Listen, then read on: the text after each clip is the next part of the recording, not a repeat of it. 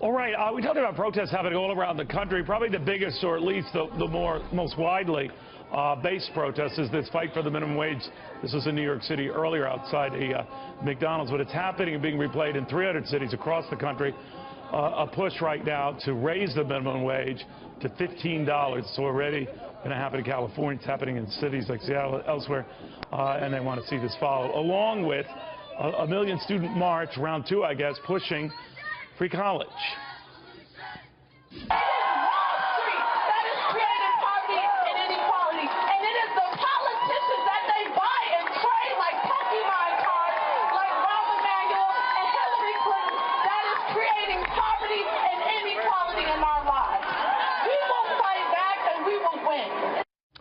All right, it might have been hard to hear her, but there is no difficulty hearing her at these rallies. And she's remarkable, again, whether you accept her point of view or not. And I think other candidates, particularly those on the left, might want to pay attention to the message because it resonates.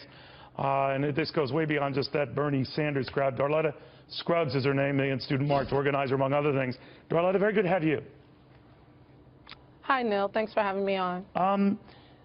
You're into this because you say that conventional politicians have forgotten this, forgotten these causes, and you include Hillary Clinton in that group. Why? I mean, I think Hillary Clinton is the perfect representation of what corporate politicians stand for. She's a candidate of Walmart, Wall Street, and war. And politicians like Hillary don't prioritize things like education, quality education, affordable education, which is why I participated in this Million Student March, because what we are seeing is a crisis where millions of students are being faced with the question of debt and how they're going to pay for education. I myself being one of those young people that don't know what to do around the question of going to college, receiving a degree. And I'm told as a young person that that is a requirement in order to get a good job, in order to have a quality life, but yet it's become so inaccessible for a large majority of young students. So you think the government should pay for that? I think the government needs to reassess its priorities, right? We prioritize a lot of things, but education doesn't seem to be one of them. For example, we just found out that the U.S. is launching a new initiative to upgrade its nuclear arsenal. That's going to cost $1 trillion over the next 3 decades. If there's $1 trillion to invest in nuclear weapons, there certainly is money to invest in education. Why do we prioritize war and nuclear weapons over education and justify having millions of students go into debt seeking a quality education? Now, you raise a good point, but Darletta, to think about it, we could prioritize all we want on things we want to do, but we don't have the money, right? We're running a $19+ trillion debt. So what do you say to that? Well, that's always the excuse that is often being told, right? We don't have the money for anything. I say that our country really lacks creativity and the will. But what's being sold to me as a young person is this dream that if I go to college, if I seek an education, if I work hard, then I have the opportunities to advance in life. But what the system has shown us, and particularly this system of capitalism, is that this system cannot produce any substantial quality of life, no matter how hard you work. We're seeing poverty. 1/3 of U.S. households cannot afford basic necessities like rent, food, and transportation. This is a problem. We are seeing 1 million students last year alone default on their student loans. $176 million were garnished from working people wages to pay back student loan debts. So if this system doesn't have the money to provide for housing, food, shelter, and education, then maybe we need a new system because it isn't working. All right, so let's say you do get a new system, Darletta, and the idea that, let's say, we pay for college for everybody. Then wouldn't those colleges, knowing that Uncle Sam or whomever is picking up the tab, wouldn't they just keep ratcheting up the price of college?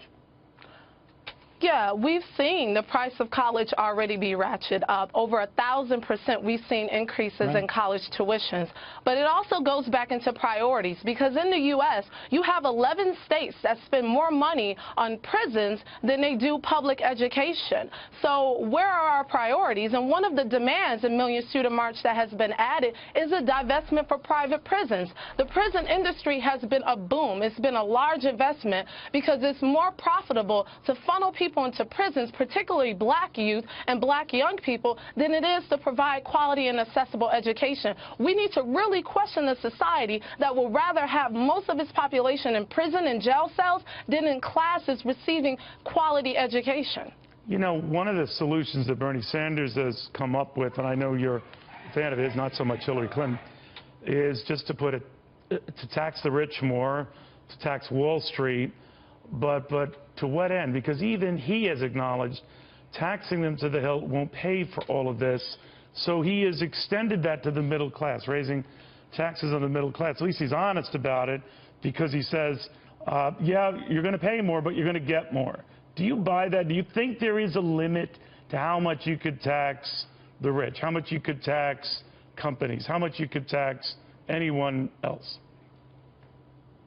There is a limit, but then that's when, Neil, that's when I talk about creativity, because we also have to look at not just taxing, but investments. When you look at the private prison industry, the two largest investors have 20%, are actually 401k plan providers, a Vanguard being one, Fidelity. That means people that pay into their 401ks, people that pay into their pensions, public sector workers, people that are looking to retire in the future, their money is actually being invested into CCA and GEO Group, the two largest private prison corporations in America. So why don't we invest? Why don't we invest in education? You know, you could talk about... A lot of people don't know that, I understand, but you're talking about select investments they have that might mar, but otherwise is a valuable role some of these companies play to look after money for folks for many decades.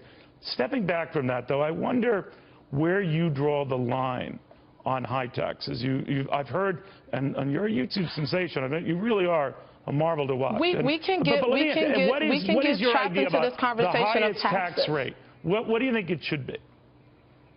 But what I would do is to correct, when we talk about taxing the 1%, and I did see the previous interview you did where you said the 1% is anyone making above $250,000 or more. I would completely disagree with you and what you think the 1% is. But when we say the 1%, we're talking about those that are making billions of dollars, particularly off of industries like private prisons. When we talk about the 1%, we're talking about Wall Street bankers. You want to go after the millionaires and billionaires. Let's go 0.01%. We're talking billionaires, not millionaires. Billionaires. We're talking to Rothschild. We're talking to Waltons. All right. We're talking to the Koch brothers. If you raised the taxes on all of those guys, you think it would pay for all of this stuff? But the higher, statistics shows, the higher you go up that economic food chain, the less they're paying in taxes anyway. So there is plenty of room to actually raise taxes. The 0.01% are not paying the same amount of taxes as a working class person is paying. And we need to acknowledge that. We need to also look at the amount of corruption that is happening. You were right about that, and you articulated well. But I'm just saying this. What I see is a great deal of creativity on some on the left to find great ways to get more money, to raise more money. But as you did, and you acknowledged about our debt in the beginning, we had our priorities screwed up. And that, too, I agree with you. So why can't we show as much creativity looking at how we're spending our money, and then rather than go knee-jerk toward trying to get more money? Find out first how we're spending it. Neil, where are we spending our money? We're spending our money on wars. We're spending our money on tax breaks for big, wealthy corporations. Well, how do you feel about spending money on How do you feel about spending money on Medicare, Social Security, That Medicaid? is not. That is our budget. Our military budget was $607 billion, no, larger than right 7 about countries that as well. combined. But how do you feel? Okay, so we're not going to pit one being more important than the other. The issue is we're prioritizing war so the military, and prison more than education so you don't and like the 600 plus billion we're spending on the military. There are many conservatives, by the way. Wait a minute. There are a lot of conservatives who agree that that number is too big and unaccounted. So then we have the money that's being spent on all these entitlements. Would you rein them in as well? Because they're growing at a far faster pace. Actually, and I would also rein in the $1 trillion that's being used to upgrade our nuclear weapons. That should not be a priority. I understand to have that more is part of nuclear military. weapons. You're If there's right. $1 Over the trillion, years, it's part of military. I do want to ask you. I know you want to pair military. Money. I want it. I know you want to pair military. That is additional money. It's all included in military plans. Thing is, I do want to Neil, ask you though. This other stuff though. There's creativity. What would you cut? There's creativity when it comes to war. Understood. We shouldn't have to cut it. It shouldn't be a question of cutting things. There's money there. If we can pull $1 trillion to say, oh, we need more nuclear weapons, then obviously there's money lying around that can be used to pay for education. The fact that I have to get on here and argue for education is asinine. Okay, but Darla, let's say we wiped out that $600 billion. We didn't spend a penny on defense. Let's say we wiped that out. We'd still be barely treading even. Wipe it out completely. Okay, I understand. I'm just saying it shows you how big a task this is. Even if you were to wipe out all military spending. It's not that big of a task. To have free public community college, it would cost $62 billion. The U.S. government spent $69 billion in 2014 just on financial aid programs. All right, the money is there. All I'm saying is you want to cut defense. And my hat's off to you. I think there's probably room we need to readjust our priorities. But I'm just saying to you, fine, I agree with that. But let's say we wiped out all defense spending. Let's say now we're treading even. Who's making that argument, Neil? Who's making that argument? You've taken you're taking it to the next level. No, Darlette, I'm just using an example. That's the worst example. We can use better examples. Darlette, please listen to me, and I will let you talk. I promise. If we wipe that out, and I'm sure you don't want to do that, I don't want to do that, but we wiped it out. You know, the government is still in the position of running in the red. So then what do we cut? What do we prioritize on to get back to the things that you think are important? I shouldn't have to answer the question of how to handle the deficit that the government created. I'm not a government official. I wasn't elected into office to solve these problems. I'm a tax-paying citizen, a young person that is seeking opportunities in a system that is unable to provide it regardless of what the argument is. And I say that this system of capitalism has proven itself illegitimate, and it cannot provide basic things like education, shelter, health care. We need to readjust how we view our society if someone has to get on here and defend the right to education. All right, so let me then ask, because I know you're raising a 4-year-old boy. It's tough, and I grant you that. But I am wondering that other countries around the world that had tried to afford protections like the ones that you outlined, that don't spend nearly what we do on our military, are in a world of hurt right now. Greece and Italy, Portugal and Spain, even France. And they have provided a lot of these entitlements you talk about, including free college in many of those countries. And no, they're hurt because they're storing offshore money, because their governments are assisting in storing offshore money in safe havens that aren't being taxed. $22 trillion is sitting in banks that are untaxed. So we're talking about corrupt government officials, and you're comparing that to having affordable college. No, I'm not. Those aren't the same thing. I'm sorry you got that impression, Darla. There's other circumstances that's creating the economic catastrophe there, and it's greed. And if you'll just hear me out, I'll let you reply because you make great points. All I'm saying is